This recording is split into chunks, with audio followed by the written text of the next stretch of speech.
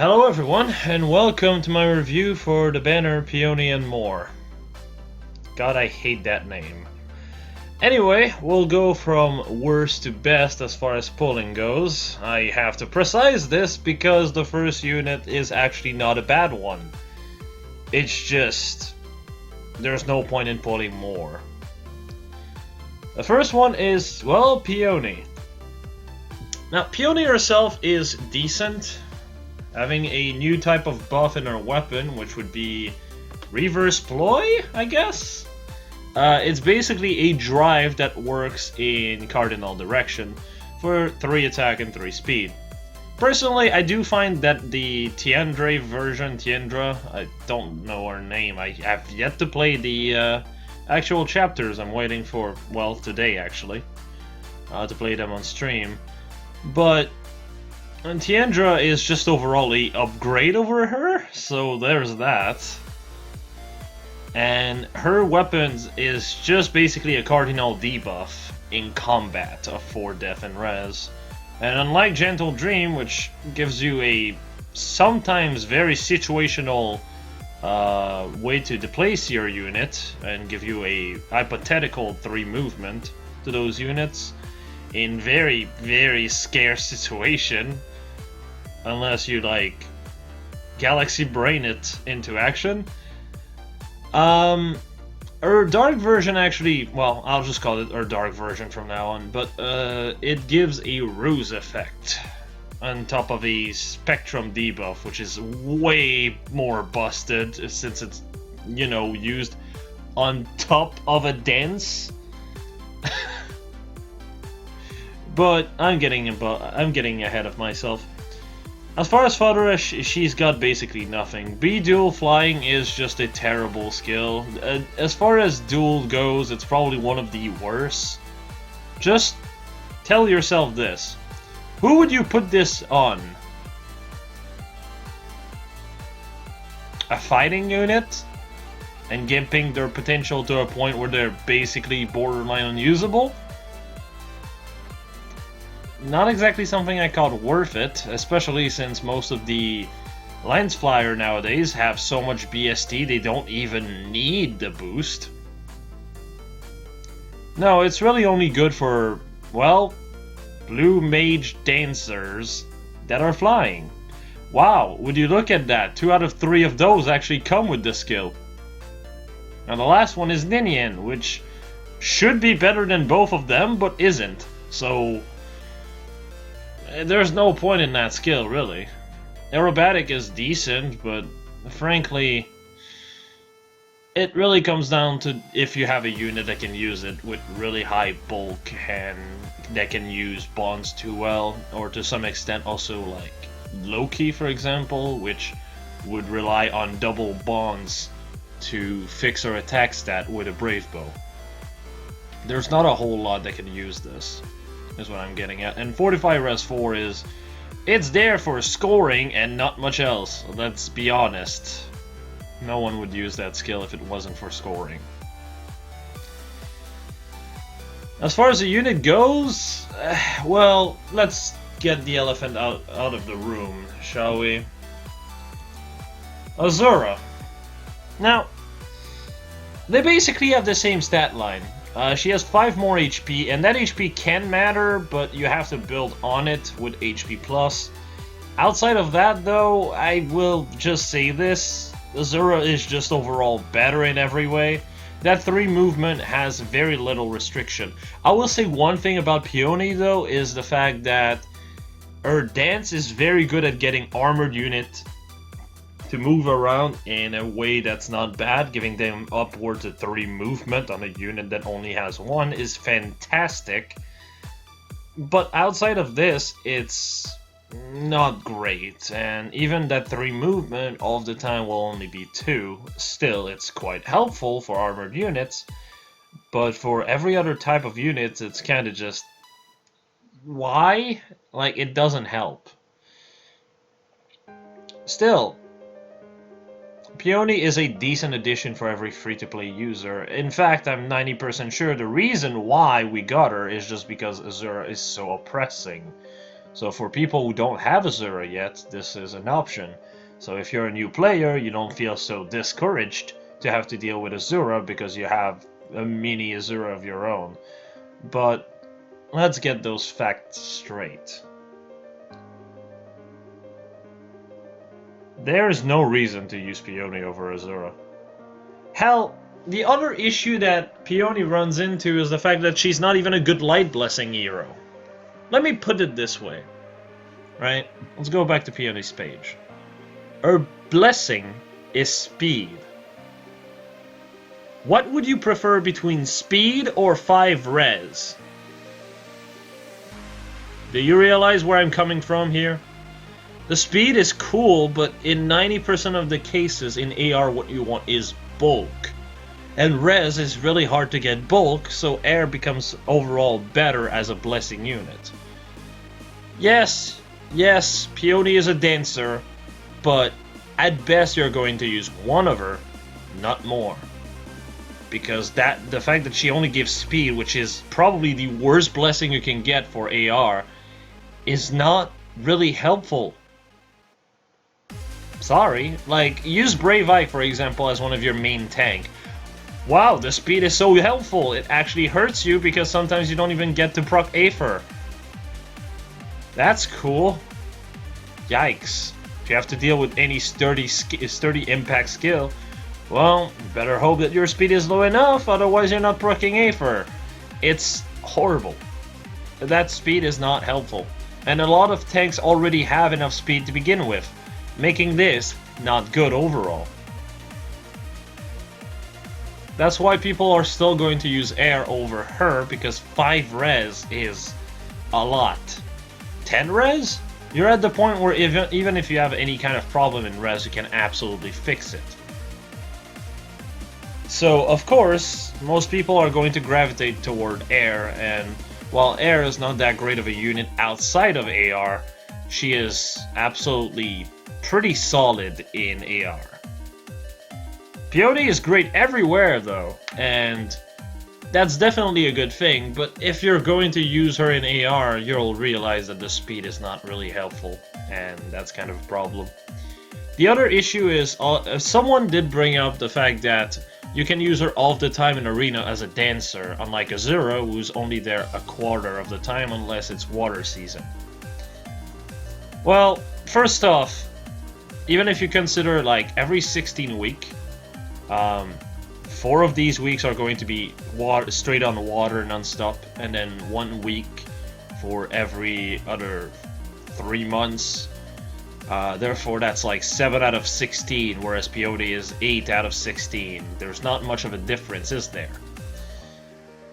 Peony is more consistent, but she's also more annoying to deal with. Not to deal with, or rather, more annoying to build a team around. Because it's going to be like, you have a new season, you have to use these units. On the first season, on the first week of that season, you can use Peony. On the second, you can't, so you have to come up with a different team every time. It's really annoying, for one.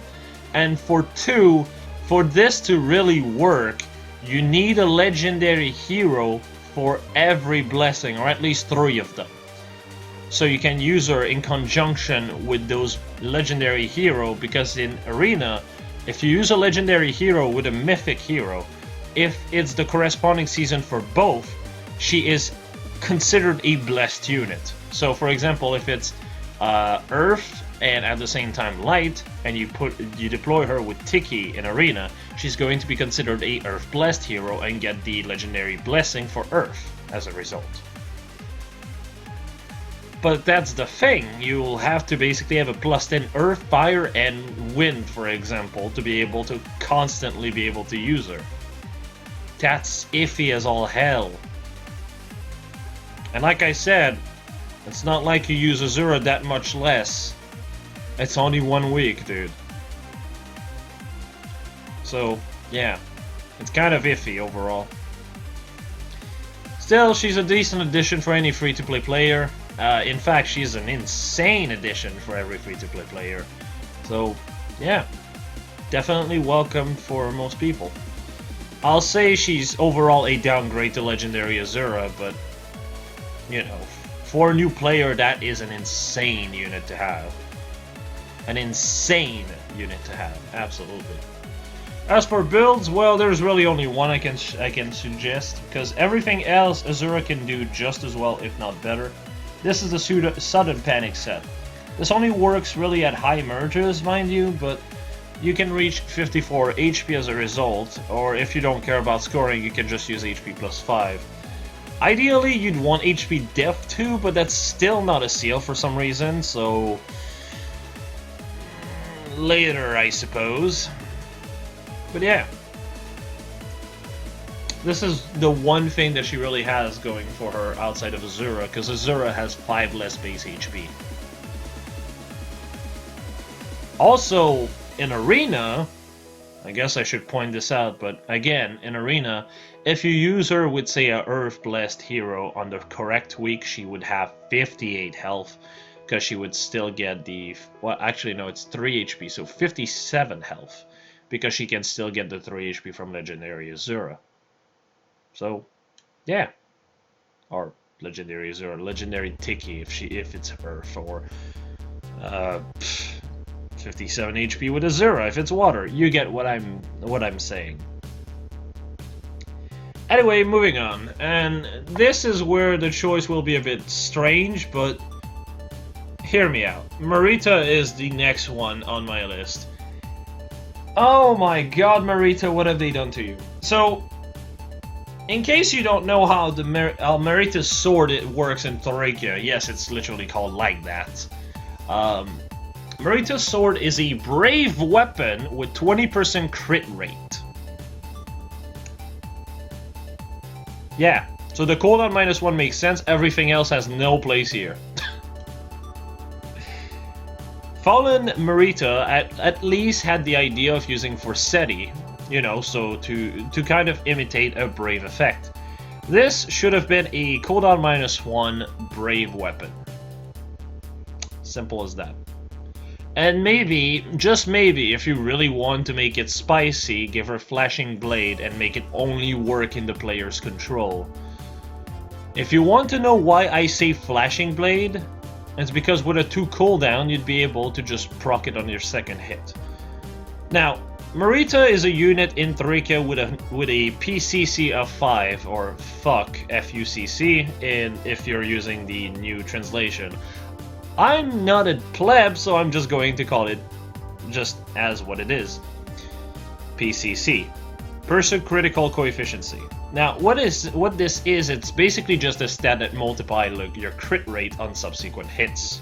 So for example, if you have 20% crit rate, and you have a PCC of 5, your second hit will have a 100% crit rate. Yeah, so Marita always basically hits and then, you know, crits. Which is why Flashing Blade with a brave weapon would make a lot of sense for her. It just works.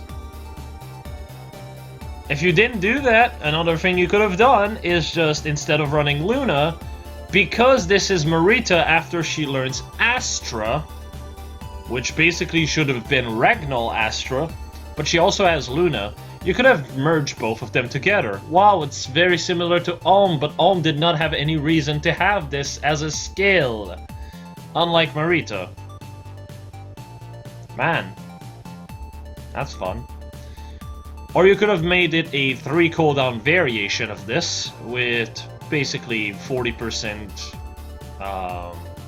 or no, not 40%, like 30%, like Moonbow mixed with Ragnall Astra with 30% of your speed instead of 20, something like that.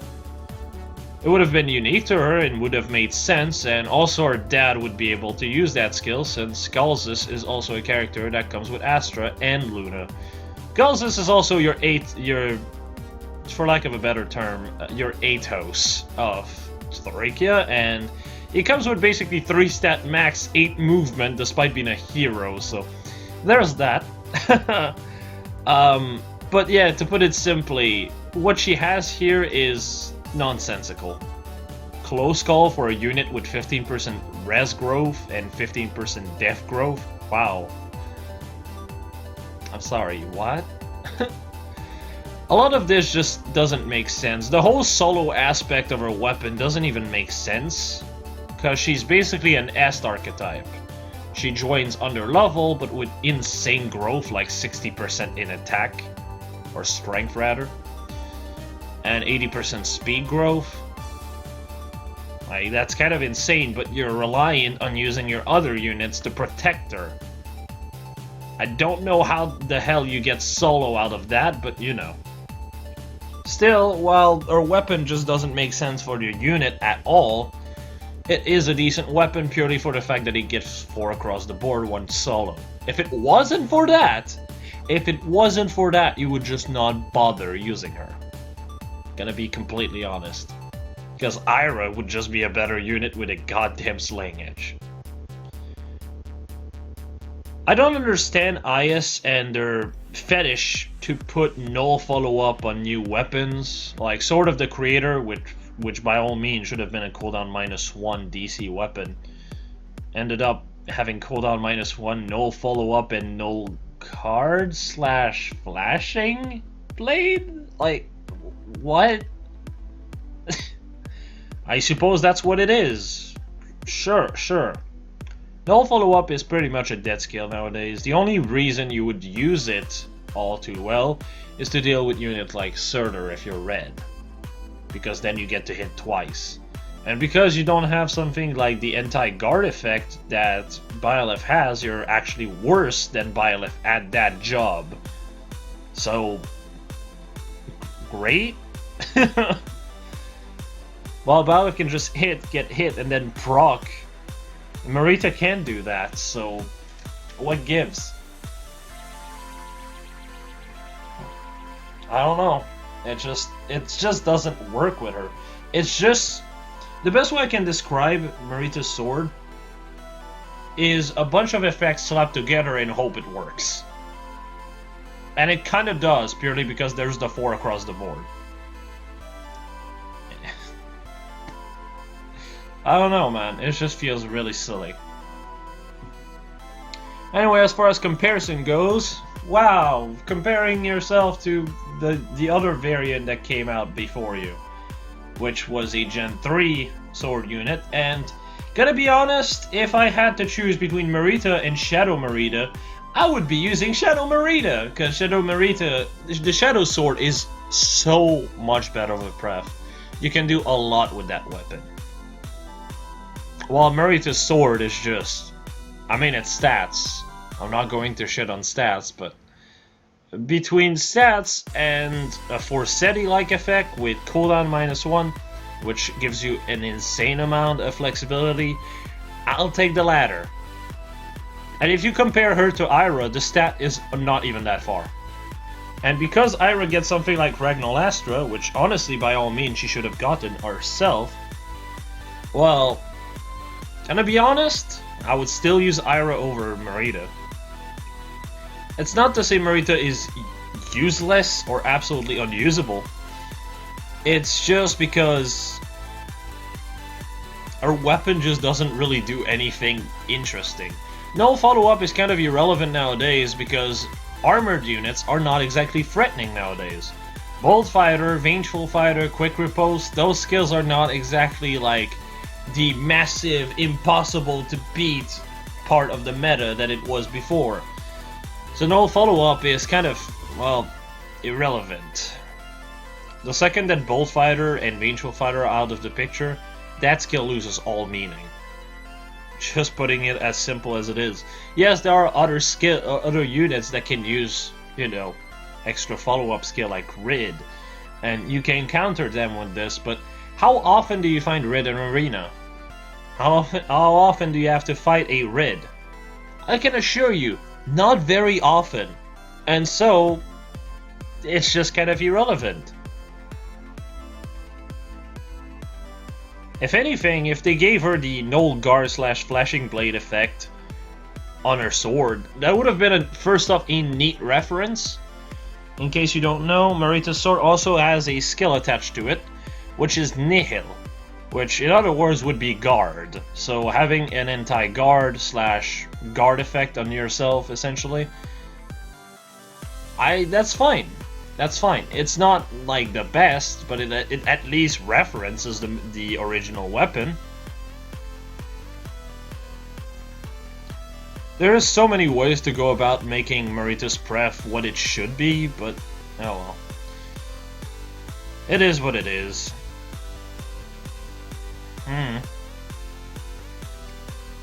She's overall okay, but again, it's mostly because of the 4 across the board she gets. As far as set goes, these are the main ones, which, in case you don't know, Eyvel runs just as well, for the most part, even better. Because Ragnalastra is just a much better skill. The one thing she has kinda to herself would be this set, which this set is not bad.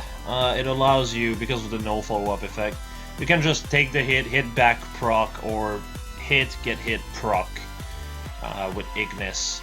And with low attack def and brazen attack res, you're hitting 44 def and 43 res, which is not bad. It gives you enough bulk to actually take hits, and also allows you to actually, I forgot the 4 across the board of her weapon. You also get to basically 48 def, 47 res, but you're at 45 def for the Ignis proc, so it's 36 damage. Here you can also notice another problem with her, which is the fact that her speed is absolutely overkill. Honestly, they could have literally taken 3 points of speed off and put it somewhere else, like attack, you know, as a reference to a 60% attack growth. Or anything, really. But, well. If they had done that, you could have just... Well, you would have been in a better spot. Honestly, right here you essentially have 56 speed. The sweet spot is 47. You're 9 points over it, my dude. There is so much here. Like, even if you remove merges, you're still 5.2 high. That's how insane it is. I get that it's for close call, but even if it's for close call, it doesn't make sense to me.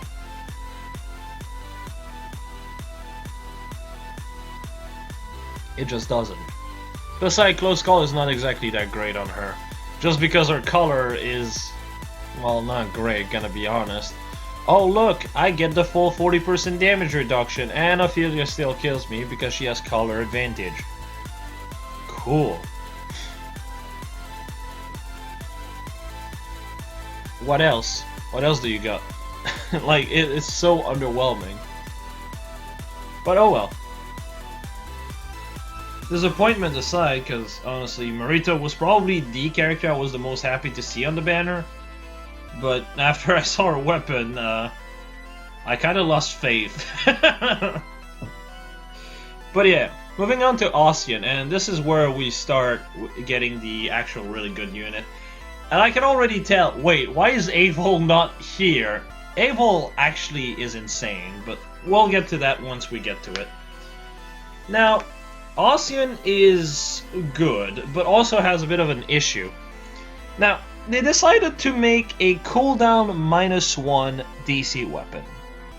But for some reason, they gave an HP threshold for that. Let me put this in perspective. They gave an HP threshold to DC because of cooldown -1. Yet they gave no HP threshold, no restriction, no nothing for Altina's Brave Weapon DC weapon.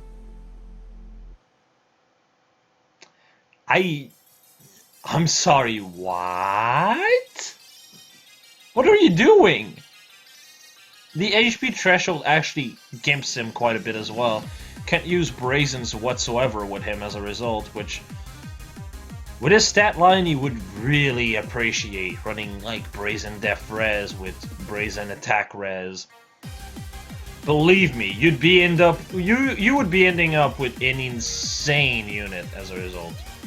He's still decent. Honestly, he's actually quite good, hence why he's here. But considering the only reason he's good is because of the DC effect on his weapon, because otherwise, I'm gonna be honest, he has very, very, very, very strong competition, then the fact that it has an HP threshold is downright insulting. But let's go in comparison, just so you understand where I'm coming from. Let's just compare the stat with Echidna. Oh no, he has 4 less HP, 1 more attack, same speed, 3 more def, and same res. So it's basically Echidna's 4 HP went into 1 attack and 3 def. Wow. That's a yikes for me, dog. Jesus Christ. It's just... what a mess.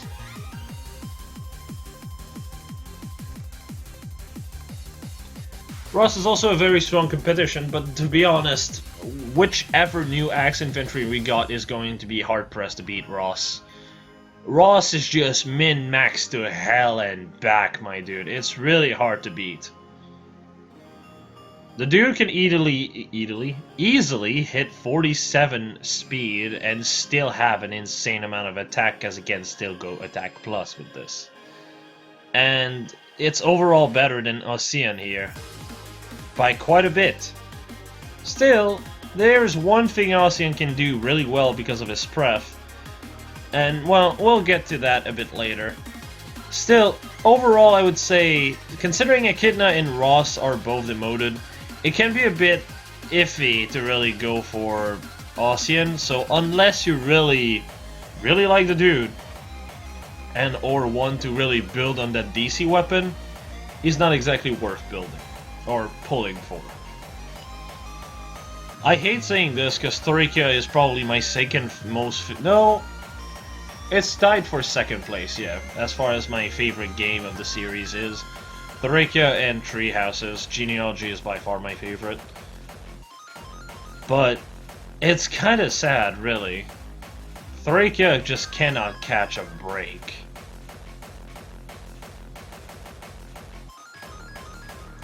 But yeah, let's talk build, shall we?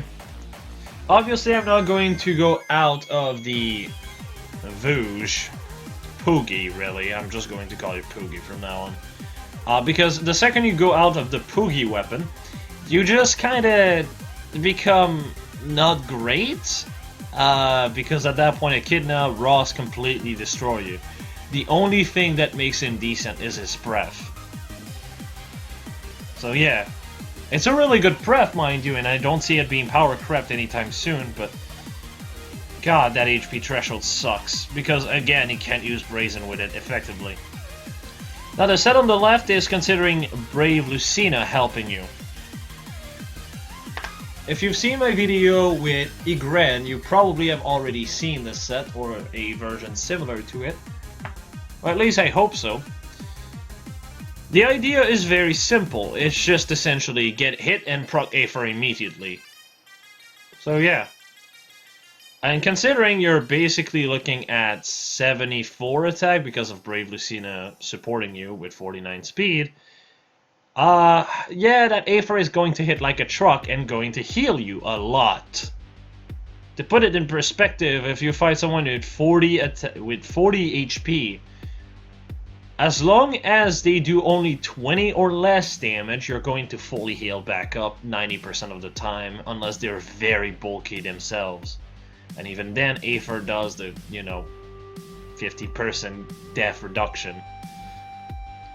And not to mention, with this stat line, you're looking at 48 def and 49 res. And depending on how you use this, with attack smoke or not, you can actually make this a royal pain in the ass for your enemy.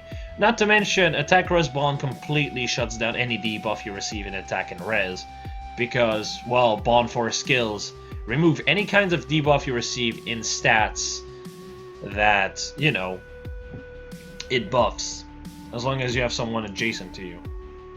Which is a huge boon for him. Obviously, a Versa is going to be a problem, but there's not much you can do about that one. Obviously, if bracing stance ever becomes a thing as a seal, you can basically do a variation of this set with it, just with Sturdy Stance 3 comboed into Bracing Stance 2 seal. At that point, well, you can be within 2 space and you'll be just fine. Oh, and I forgot to add Lucina's stats. You end up with 51 def, 51 def and 52 res. I guess you can use Iceberg also. Weird, but it's an option. The set on the right is a one that will not rely on Lucina. Ignis is just fine. You basically, with Special Spiral, you have one cooldown. So you just get hit and proc. Although, now that I think about it, Glacies might be a slight bit better. In fact, yes it is. Glacies would do 1 more damage. Weird how that works. Still, I guess it would be weird to see Osian going with Glacies. Moving on to the second set of builds. Now, this is a weird one. Hear me out on that one, okay?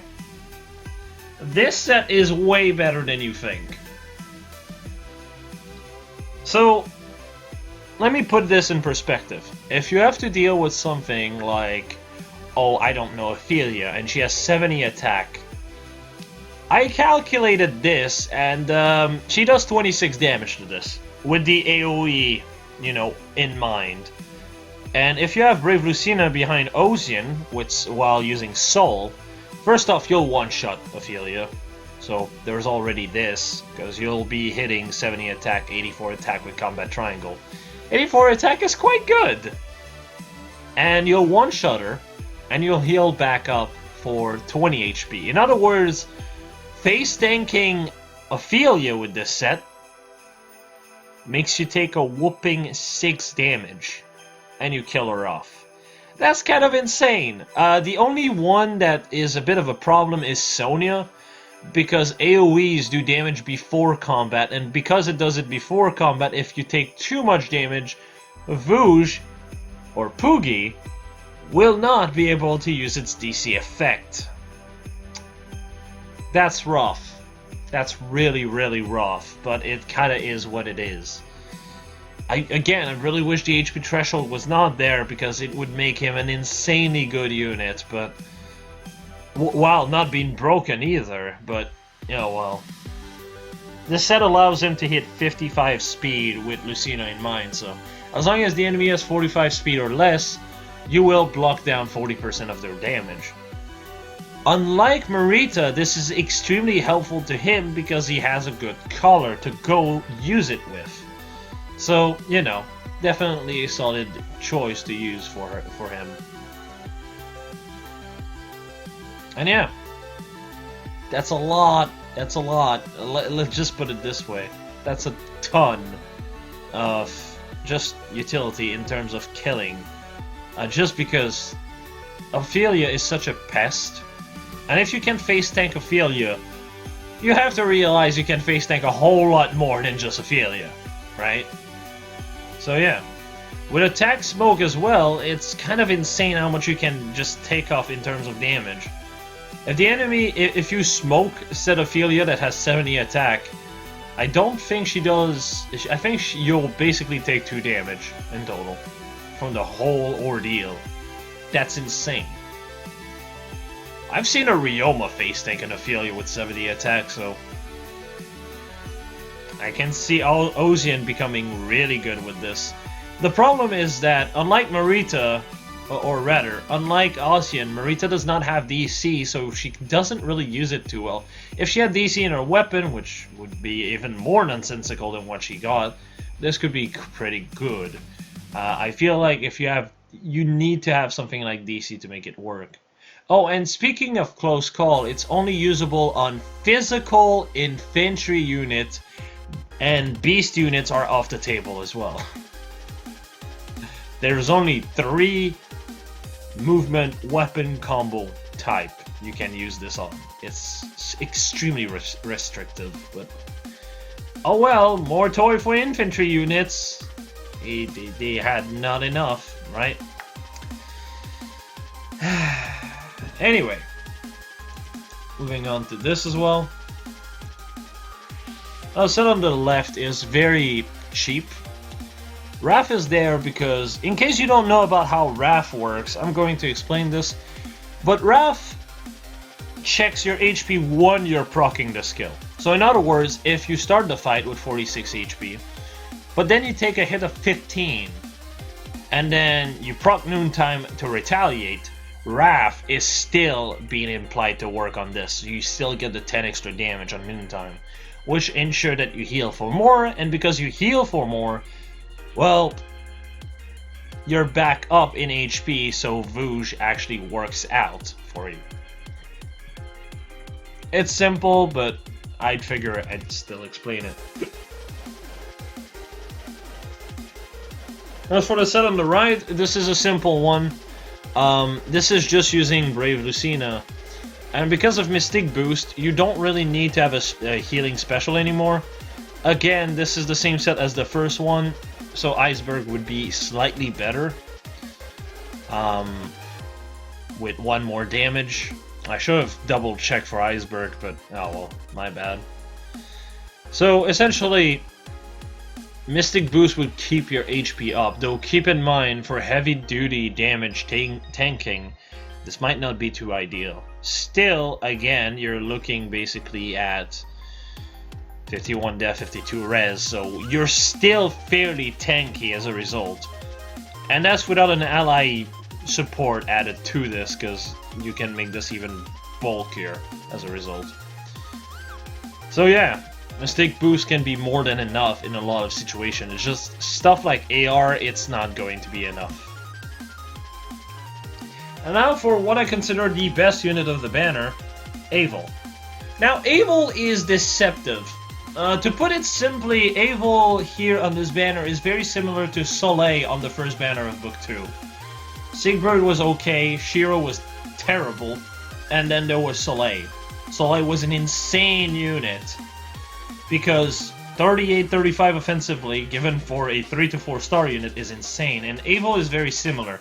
If Abel demotes, which she is the likely candidate to demote, I'm going to say she's a must-have. That's how good she is. Now, Abel's stat line does not even look that impressive at first. However, oh boy, you would be so much further from the truth. Sword units have plenty of weapons to choose from, and the Guard Sword is one of them. Guard Sword is insane. I'm so glad it's actually in the pool, and I'm so glad that they decided to do more of these weapons. These are the Halloween 2 weapon, the second year Halloween units, rather. And Guard Sword was not a thing yet, so that's extremely welcome.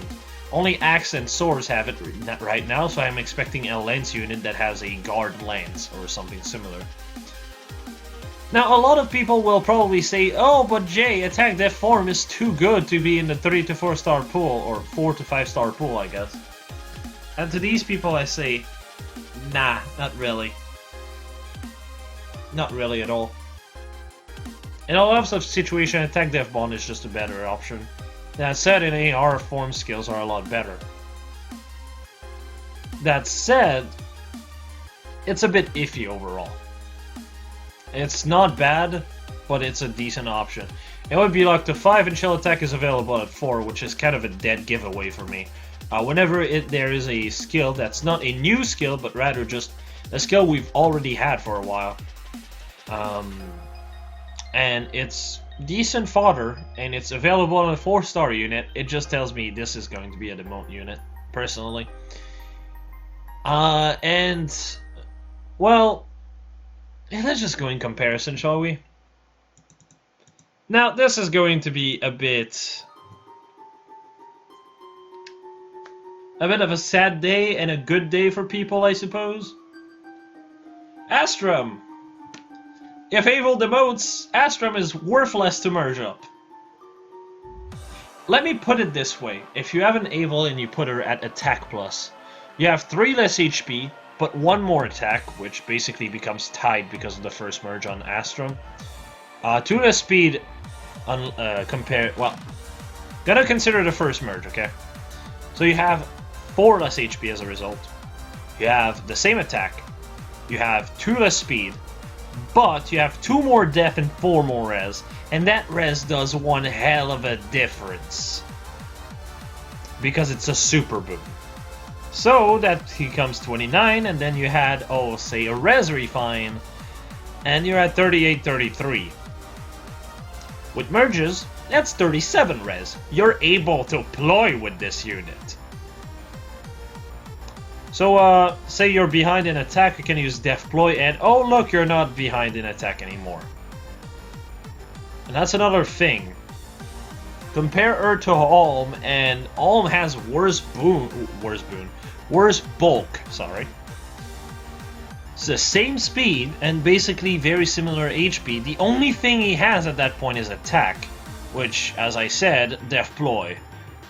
He's still ahead if you go Attack Plus, which is the boon you should go for, but if all you have is 4 attack and you're behind in Death and Res, that's not saying a whole lot. Draco Falchion, I've already said how awkward of a weapon it is, because to put it simply, unless you're like straight in the face of the enemy, you cannot have a unit within 2 space of him. So, support of, say, Brave Lucina, which would be insane for him, you can't really use with Draco Falchion as a result. Which is extremely awkward because, well, great. If you use Brave Lucina, your Draco Falchion turns into a worse attack refined Silver Sword. That's kind of sad, isn't it? And I've also compared Earthblade Soleil to him, and Earthblade Soleil is actually very, very, very similar. I think Alm is slightly better, but not by a whole lot. And with Eyvel around, well, I would never use Alm over Eyvel. That ploy utility is insane. That's just how it is. And again, Astrum costs Grails. 1750 Grails versus nothing, because this would be demoted.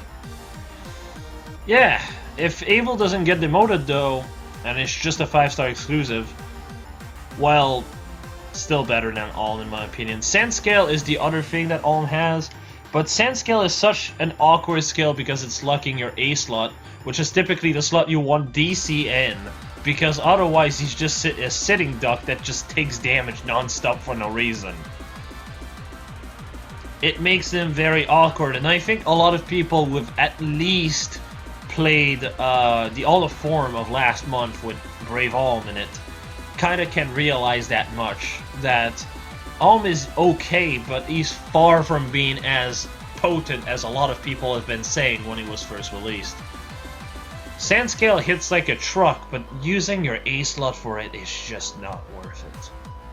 Being able to hit back is way too important, especially for a unit like this. And as far as a DC unit is concerned, Eyvel is far superior. More bulk is just being better overall. So let's talk about build. I've limited myself to 6 sets because I'm gonna be honest, I could have went to 10.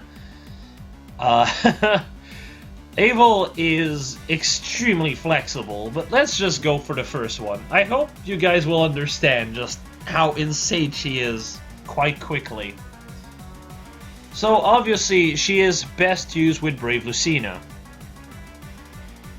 So, because with Brave Lucina your speed ends up hitting a bit better than the magic number, it's better bulk, more attack, like every stat that you receive from Brave Lucina is helpful.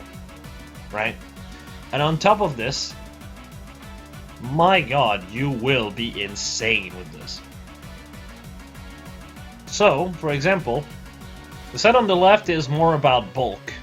Your enemy won't be able to proc anything on you, and you still have 51 death, 51 res.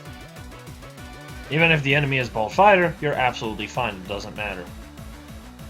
They'll typically do maybe, 10 damage, who cares? You can also use Attack Ploy if you really want to be even bulkier. Again, Eyvel's main thing is the fact that she is so flexible. So 51 death res on top of 65 attack. Oh, I'm sorry, 68 attack and the enemy cannot buff his death. Okay. Jesus. And because of low attack, well, you're also at 54 death, 54 res. Attack Ploy would push that to 59, 59, and yeah. Again, the enemy can't even rely on specials because of Guard Sword as well. So, you know, quite good.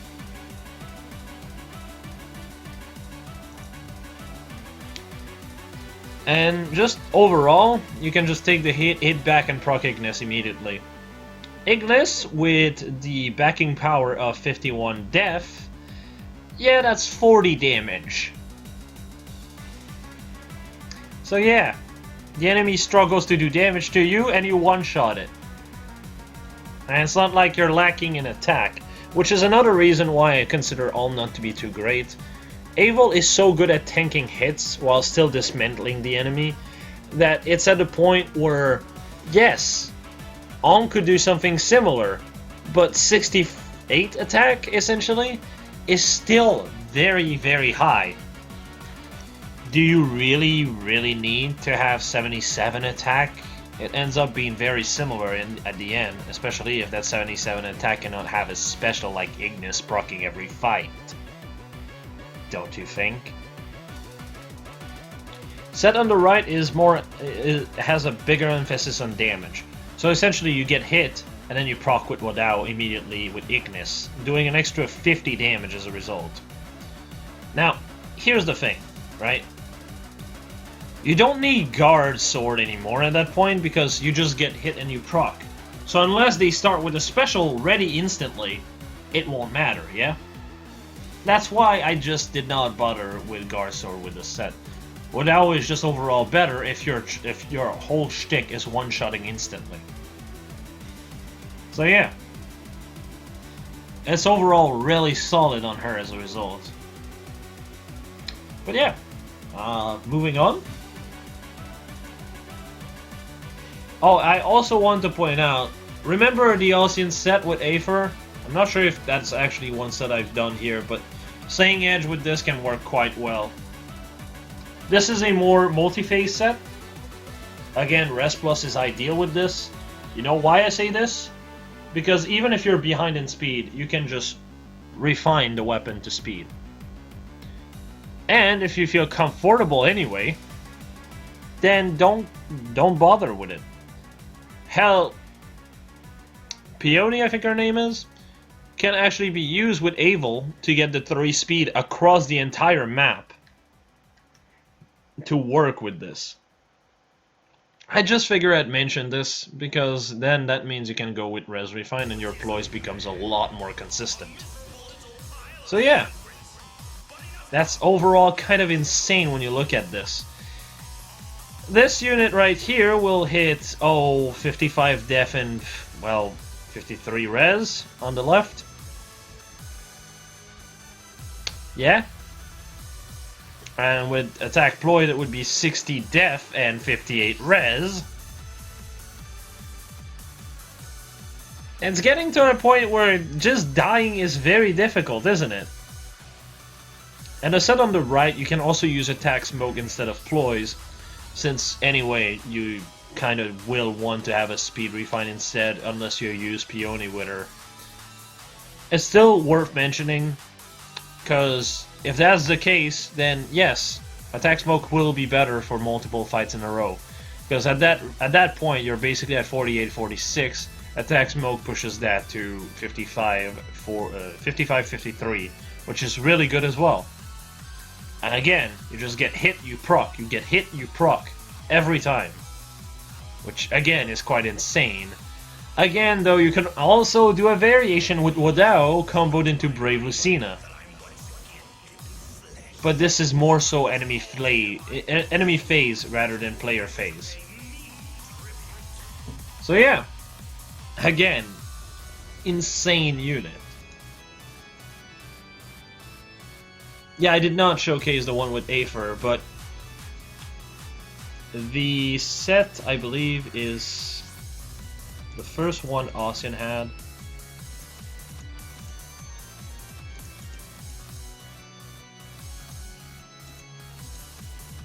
So, the set on the left here with Brave Lucina, with Aether and Special Spiral. You can do basically a variation of that as well on Abel, with Brazens instead of Bonds, which would work regardless of where you are.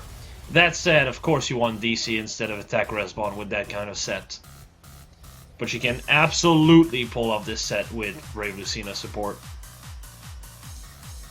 Like I said, I tried to limit myself to 6 builds because this unit is extremely versatile. And versatility like this is insane. Being able to ploy while having good bulk in both def and res, while having good speed and still enough attack to push through, is insane. Absolutely insane. There are so few sword units that can actually say they have good mixed bulk. In fact, there's Summerhail, Bindi, and then there's her, and that's kind of it. That's kind of insane when you think about it.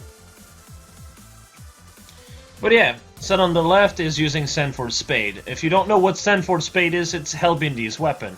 It provides her 4 attack and def if she has a buff on her. So in other words, you have 52 def and with the Brazen, 50 res. 52 def, 50 res is already quite good. And, of course, you don't even need, Lucina here. You just basically get hit and proc Bonfire for 26 damage. That's quite good. And again, you can use Attack Ploy if you want to have more bulk. That pushes your def to 57 and your res to 55.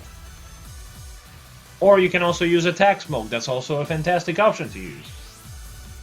And the last one is Heart's Blade. Now, Heart's Blade is an insanely godlike weapon, to be honest. I really hope they had those in the pool for sword, axe, and lance units. I'm not holding my own breath, but then again, they just did guard swords, so maybe, just maybe, they will be smart enough to do this. Heart's Blade, combined with Attack Res Bond, essentially means for this unit 51 def and 51 res. If you use Brave Lucina, which, by the way, is also a thing you can do with Eyvel, you can use Ignis instead of Bonfire with both of these, by the way. And, yeah, already there, that's a huge thing, but with Special Spiral, you can still proc Bonfire alone already. And, yeah, that's kind of nasty, don't you think? 54 def, 54 res. And with Sandford, that would be 55 def, 53 res. Yeah. The fact of the matter is that the Abel on the right can hit 59 def and res with Attack Ploy in mind. And that's just with Brave Lucina supporting. I'm not even considering drives in any of those stats I've mentioned, by the way. Which is insane. Because, look at it this way, right? Brave Lucina could use Drive Def, Drive Res, and so all of a sudden your 59 Def Res becomes 62 Def Res. Huh. That's kind of a huge difference at the end of the day.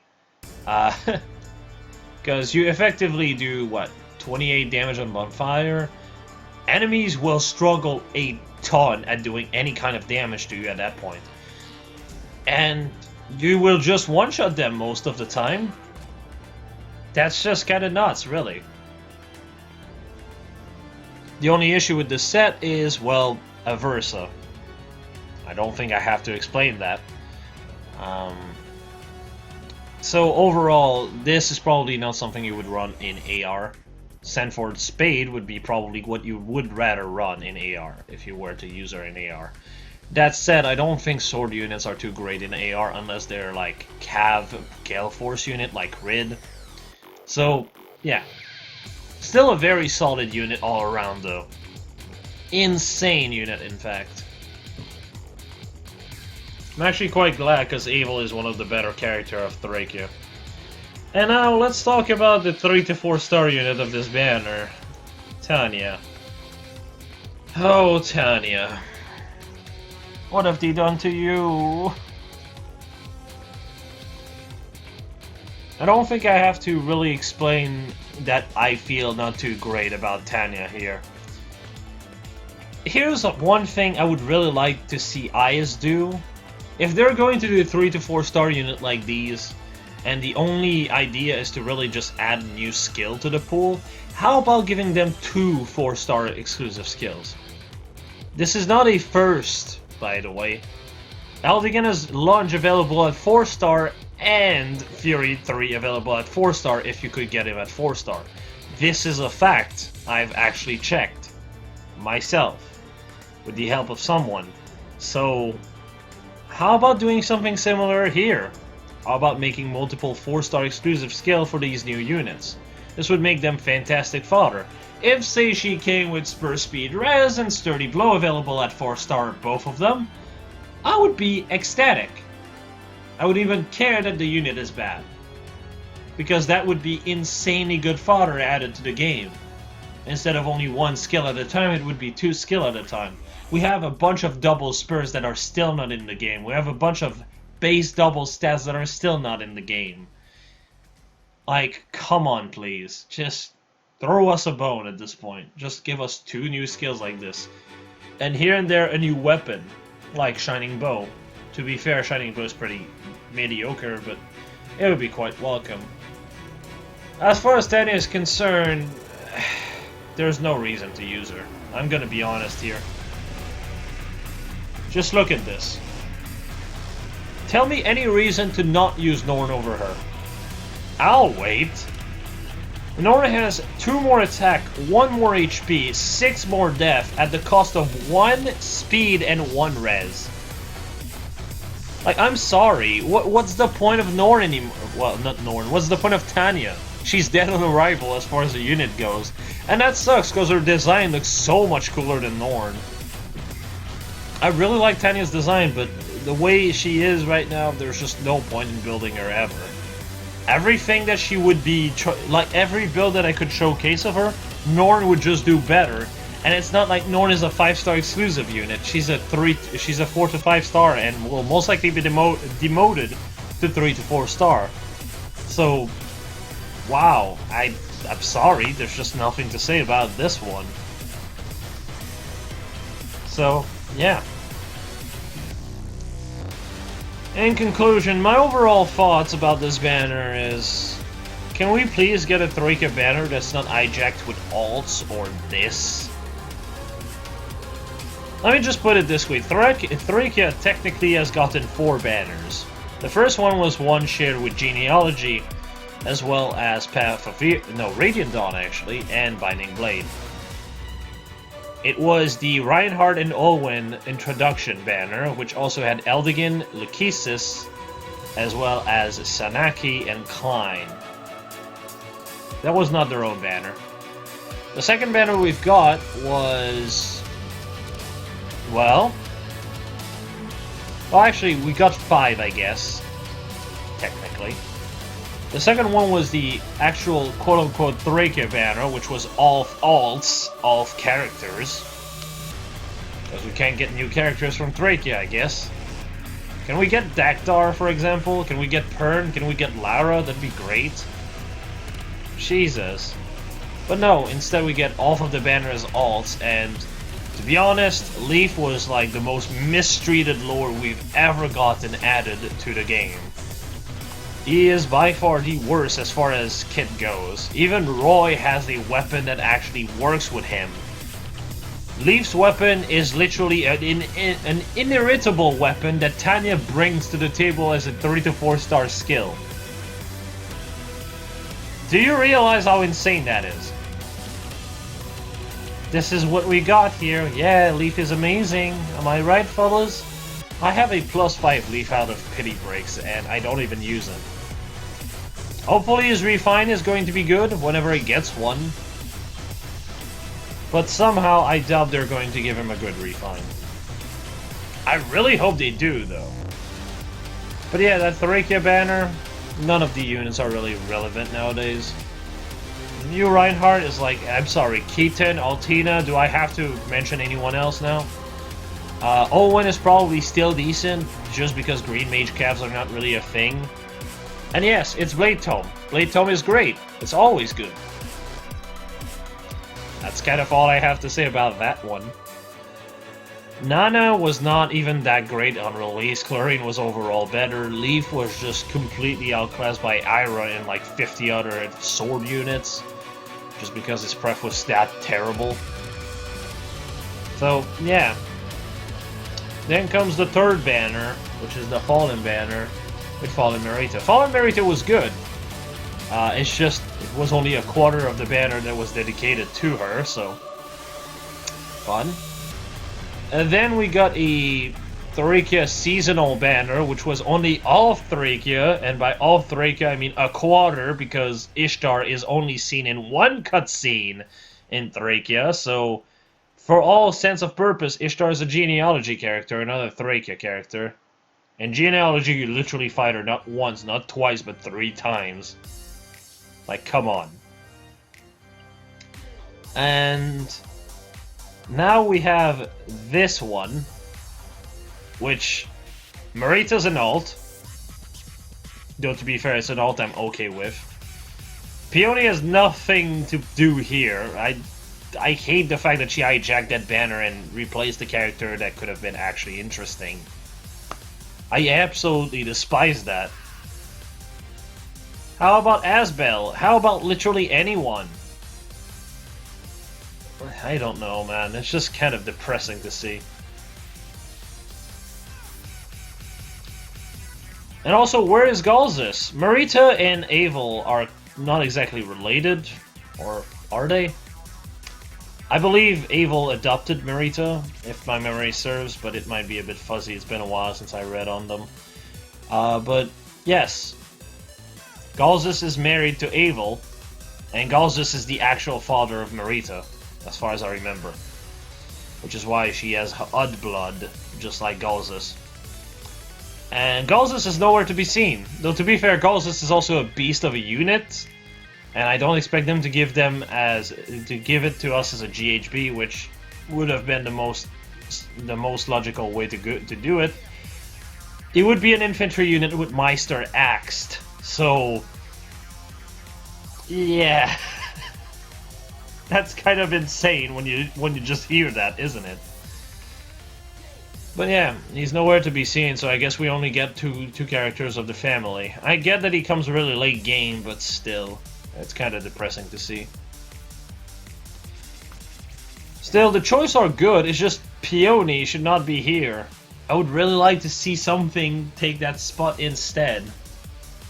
And don't get me started on Kempf. I actually like Kempf as a character. He's a dick, but he kind of is a douchebag for a reason.